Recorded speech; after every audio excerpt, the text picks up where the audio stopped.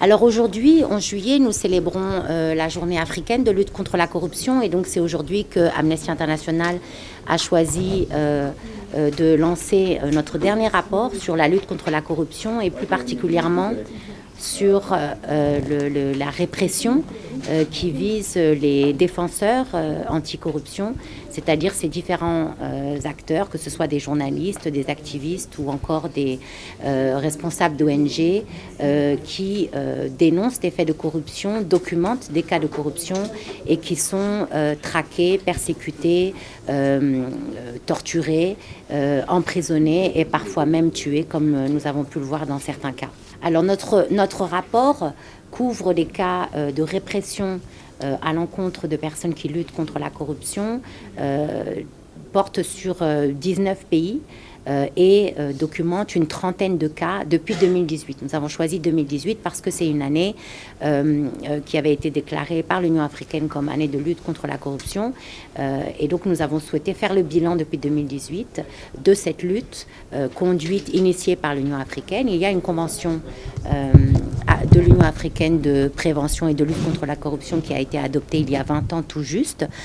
Un certain nombre de mécanismes ont été mis en place au niveau national précisément pour prévenir les cas de corruption et pour lutter efficacement contre la corruption. Malheureusement, en dépit de ces différents dispositifs et mécanismes en place, en dépit des différentes législations qui ont été mises en place, non seulement la corruption prospère, mais les personnes qui parfois courageusement en tout cas dénoncent des faits de corruption sont aujourd'hui elles-mêmes menacées. Alors il y a différentes raisons pour lesquelles à la fois la corruption persiste et qu'on s'en prenne aujourd'hui aux défenseurs anticorruption. D'abord, les mécanismes mis en place manquent d'efficacité. Certains ne sont pas indépendants totalement et donc du coup ne peuvent pas véritablement jouer leur rôle. Certains manquent de moyens et des pressions importantes peuvent être exercées sur un certain nombre d'institutions qui rendent leur efficacité réduisent en tout cas leur efficacité. La deuxième raison, c'est qu'il y a un certain nombre de dispositifs ou de lois qui devraient permettre de mieux protéger les défenseurs, comme par exemple des lois spécifiquement dédiées à la protection des défenseurs. Aujourd'hui, seuls 3 pays dans notre région ont adopté une loi de ce type.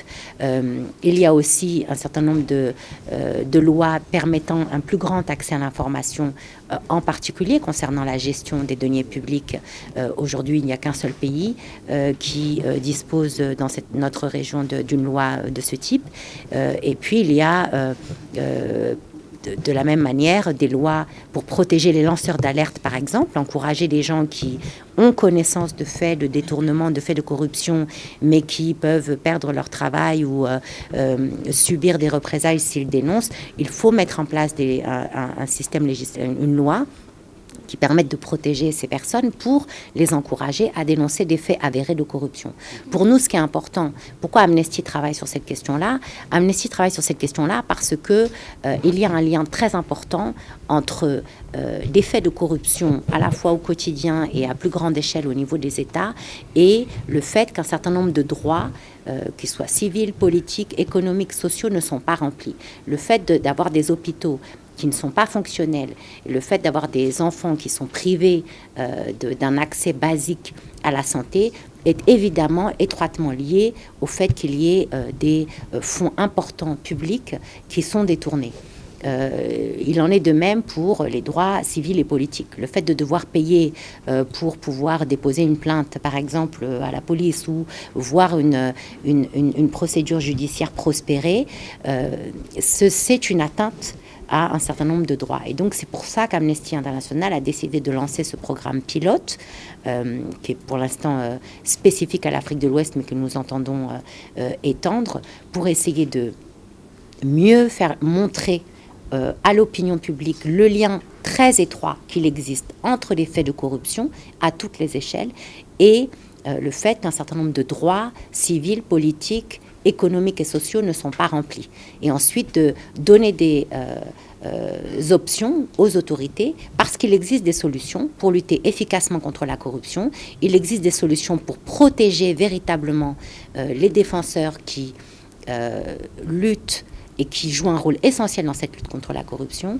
Et aussi, il est possible de lutter contre l'impunité qui règne aujourd'hui, puisque des personnes qui ont eu à s'exposer, soit des journalistes, des activistes, des défenseurs, en documentant les faits de corruption, en dénonçant les faits de corruption, en publiant des articles sur les faits de corruption, ont ensuite été inquiétés, et ceci dans la plus totale impunité. Donc c'est aussi ça que nous dénonçons, et c'est la raison pour laquelle nous avons estimé qu'il était capital de commencer par montrer la situation vécue par les défenseurs, parce que sans eux, c'est la lutte contre la corruption elle-même qui est en péril.